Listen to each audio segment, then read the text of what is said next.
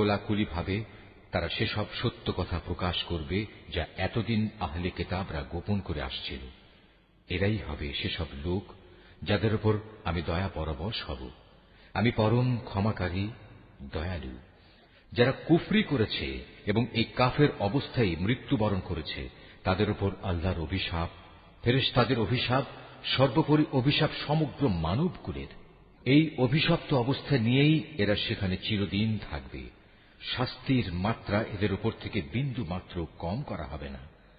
তাদের কোন রকম অবকাশও দেয়া হবে না। তোমাদের মাবুদ হচ্ছেন একজন, তিনি ছাড়া দ্বিতীয় কোনো মাবুদ নেই। তিনি দয়ালু, তিনি মেহেরবান। নিঃসন্দেহে আসমান জমিনের সৃষ্টির মাঝে, রাত দিনের এই আবর্তনের মাঝে, মহাসাগরে ভাসমান জাহাজসমূহে যা মানুষের জন্য কল্যাণকর দ্রব্য সামগ্রী নিয়ে ঘুরে বেড়ায়, এর সব কয়টিতে